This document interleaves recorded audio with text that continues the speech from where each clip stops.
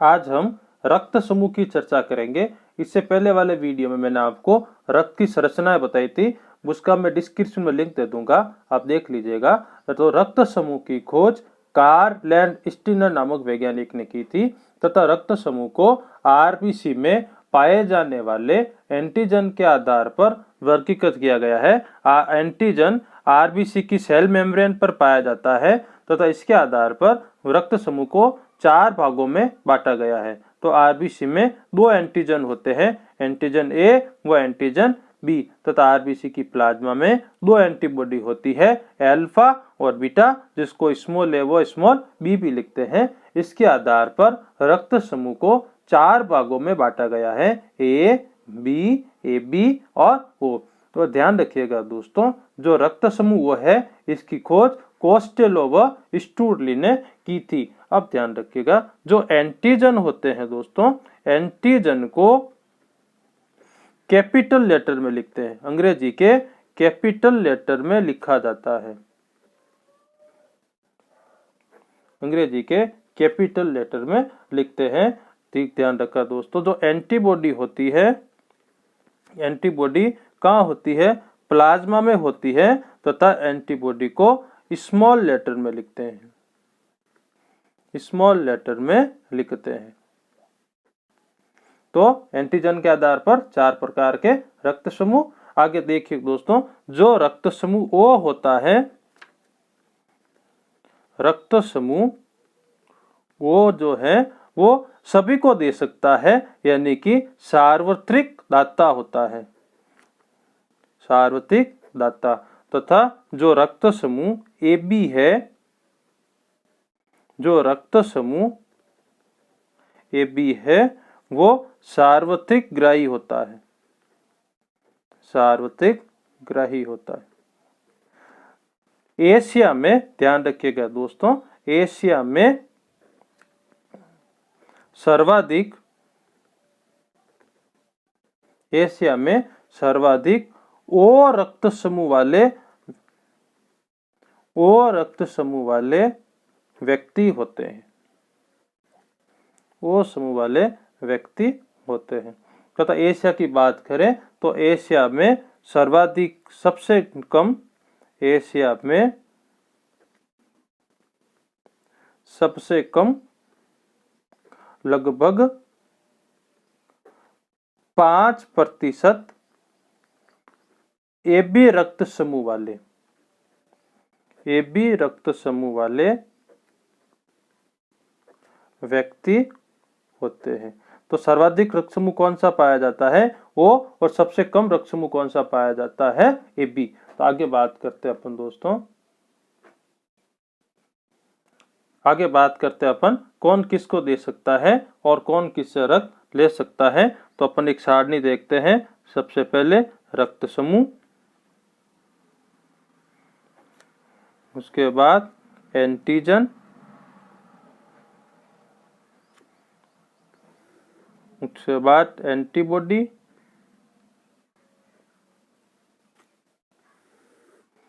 रक्त दे सकता है,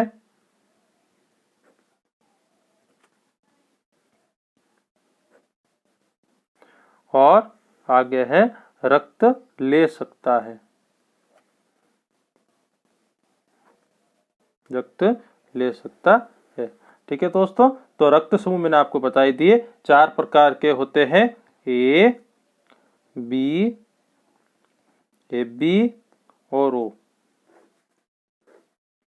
ठीक है दोस्तों, अब देखिए जो आरबीसी में जो रक्त समूह है, इसके आरबीसी पर एंटीजन कौन सा पाया जाएगा, ए।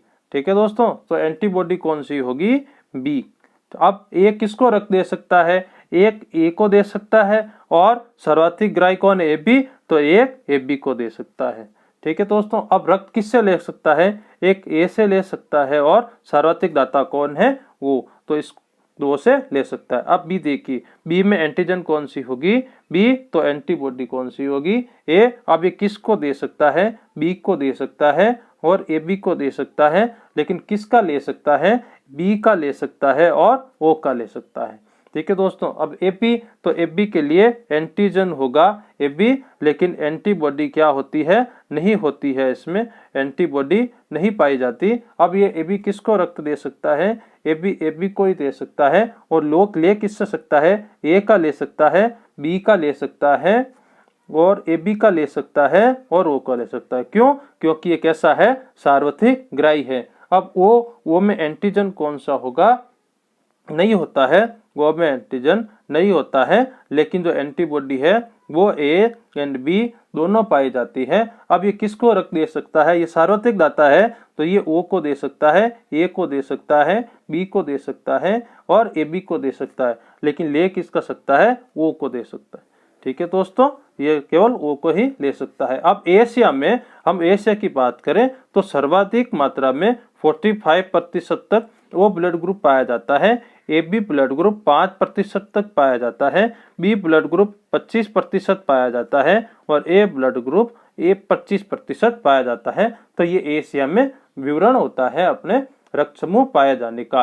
अब बात करते हैं रक्त समूह का निर्धारण। रक्त समूह का निर्धारण, ध्यान रखिएगा दोस्तों, जो रक्त समूह का निर्धारण है वो 3 जीनों द्वारा होता है। रक्त समूह का निर्धारण 3 जीनों द्वारा होता है, और वो कौन कौन सी है, ए, आई बी और आई ओ। इसके द्वारा हम रक्त समूह का निर्धारण करते हैं। जैसे मान लो ब्लड ग्रुप आपके पास है ए, तो इसके लिए कौन कौन सी जीन होगी, या तो होगी आई ए या आई ए और आई ओ। ठीक है दोस्तों, यदि हमारे पास ब्लड ग्रुप कौन सा है, बी है, तो इसकी जो जीन्स होगी वो होगी आई बी या निकल के आएगी आई बी या आई ओ। ठीक है दोस्तों, आगे बात करते हैं। यदि ब्लड ग्रुप हमारा ए बी है तो कौन सी होगी, आई बी के लिए आई ए व आई बी होगी। ठीक है दोस्तों, और यदि ब्लड ग्रुप हमारा ओ है तो इसके लिए कौन सी होगी, आई ओ और आई ओ। यदि ए आ रही है तो ब्लड ग्रुप ए होगा, ए ओ आ रही है तो ब्लड ग्रुप ए ही होगा। अब जैसे कंपटीशन में कैसे सवाल पूछते हैं अपन देखते हैं। जैसे दोस्तों क्वेश्चन आता है कि पिता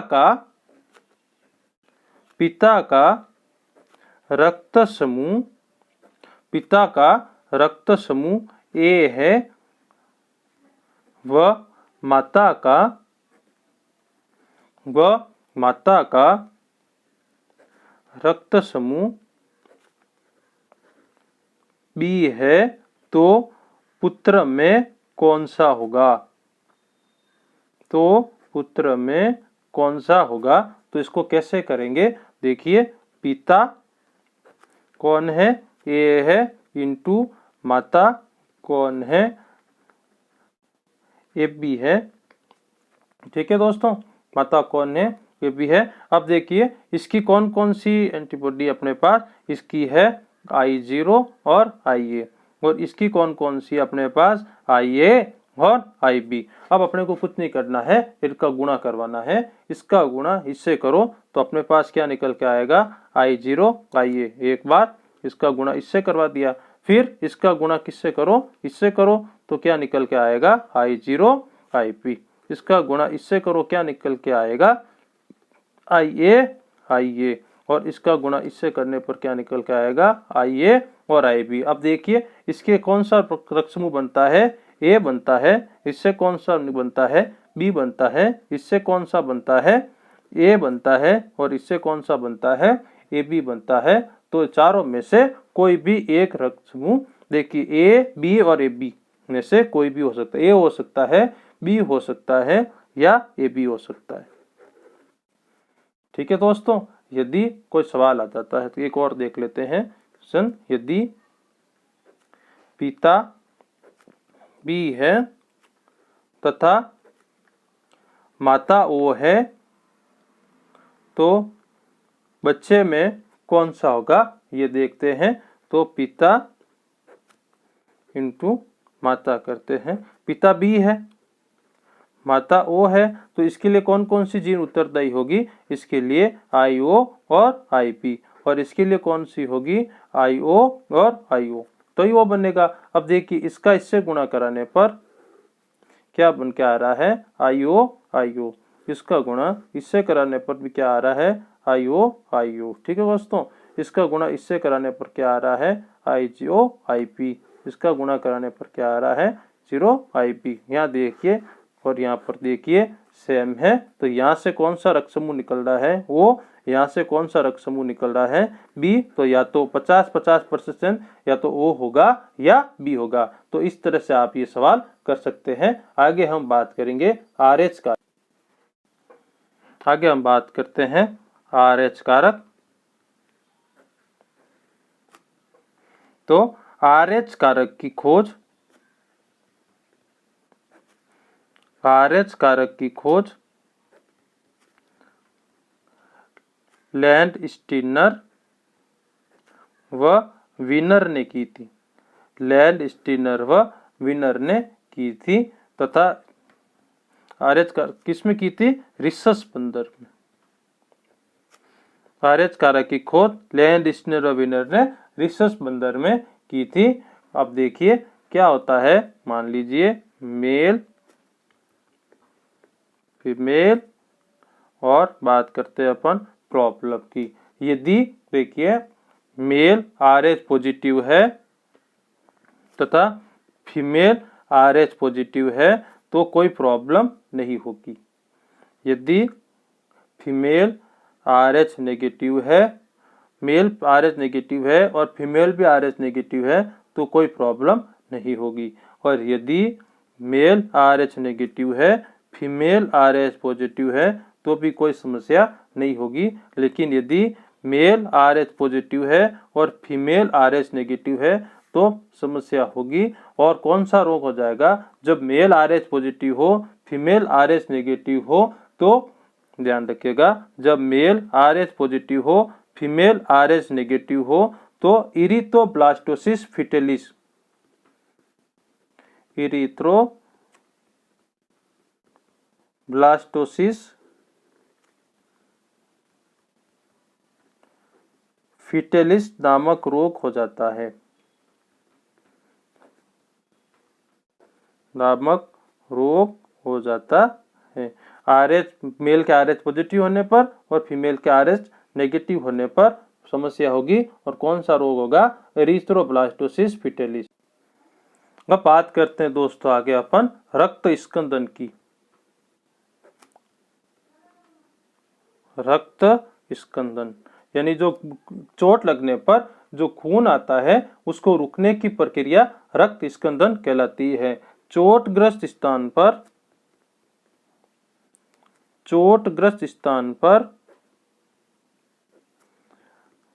रक्त बहने के रुकने की प्रक्रिया रक्त स्कंदन कहलाती है। रक्त स्कंदन कहलाती है। ध्यान रखिएगा, रक्त स्कंदन में समय लगता है 2 से 10 मिनट का। रक्त बहने से रुकने में अधिकतम 2 से 10 मिनट का समय लगता है। एक चीज ध्यान रखिएगा दोस्तों, जो धमनी और शिरा है जिसमें रक्त बहता है, यानी कि रक्तवाहिनियों में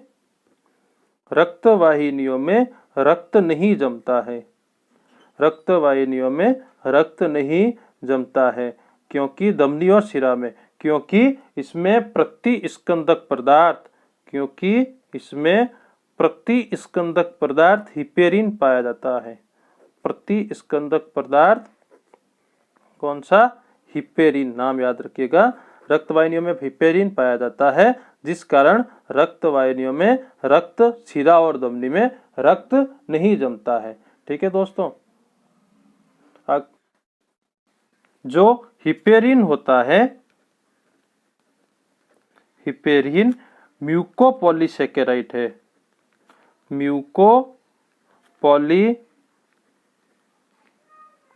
हिपेरिन म्यूकोपॉलीसेकेराइड है तथा यह प्राकृतिक स्कंदन है तथा यह प्राकृतिक स्कंदक है तथा यह प्राकृतिक स्कंदक है। तो रक्त वाहिनियों में हिपेरिन के कारण रक्त नहीं जमता है। आगे बात करते हैं अपन रक्त स्कंदन की क्रियाविधि। रक्त स्कंदन की क्रियाविधि। रक्त स्कंदन की क्रियाविधि ध्यान रखिएगा। रक्त स्कंदन की क्रियाविधि को होवेल ने बताया था। रक्त स्कंदन की क्रियाविधि को होवेल ने बताया था तथा इन्होंने रक्त स्कंदन के 13 कारक बताए।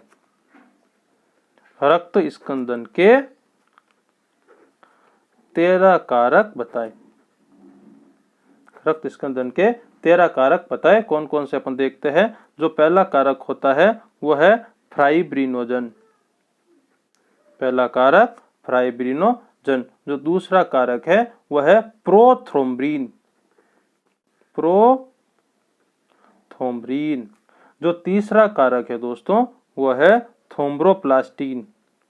थ्रोम्बोप्लास्टिन। जो चौथा कारक है दोस्तों वह है Ca+2। जो पांचवा कारक है दोस्तों वह है प्रोएक्सिलेरिन। जो छठा कारक है दोस्तों वह है एक्सिलेरिन। जो सातवां कारक है दोस्तों वह एब्सेंट रहता है। और जो आठवां कारक है दोस्तों याद रखिएगा बहुत ही इंपॉर्टेंट है AHG। यही मेन रक्त स्कंदक होता है। Anti haemophilic globulin. Anti haemophilic globulin यही मेन रक्त स्कंदन होता है। जो 9वां कारक है दोस्तों वो है क्रिस्टमास फैक्टर। Christmas factor. और जो 10वां कारक है दोस्तों वो है स्टुअर्ट फैक्टर। जो 10वां कारक है वो है स्टुअर्ट फैक्टर। और जो 11वां कारक है दोस्तों वो है PTA plasma thromboplastin. Plasma thromboplastin एंडेट। ठीक है दोस्तों। और जो 12वां कारक है दोस्तों वो है हाइमान फैक्टर। और जो 13वां कारक है वो है FSP यानी कि फाइब्रिन स्टेबलाइंग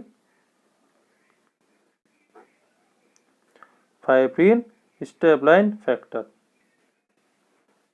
तो आगे इंपॉर्टेंस देखते हैं दोस्तों। ध्यान रखिएगा ये सभी कारक यकृत में बनते हैं। ये सभी कारक यकृत में बनते हैं। ये सभी कारक यकृत में बनते हैं। दूसरा ध्यान रखिएगा ये सभी ग्लाइकोप्रोटीन के बने। ये सभी ग्लाइकोप्रोटीन के बने होते हैं। ध्यान रखिएगा दोस्तों विटामिन के तथा Ca+2 आयन रक्त स्कंदन के लिए आवश्यक है। रक्त स्कंदन के लिए आवश्यक है। विटामिन के तथा Ca+2 आयन रक्त स्कंदन के लिए आवश्यक है। और एक इंपॉर्टेंट बात ध्यान रखिएगा जो हीमोफीलिया रोग है, हीमोफीलिया रोग में कारक नंबर 8 AHG अनुपस्थित रहता है जिस कारण हीमोफीलिया रोग हो जाता है। तो यह था रक्त समूह तथा रक्त स्कंदन। आपको ये वीडियो कैसा लगा लाइक कीजिएगा, शेयर कीजिए और सब्सक्राइब कीजिए।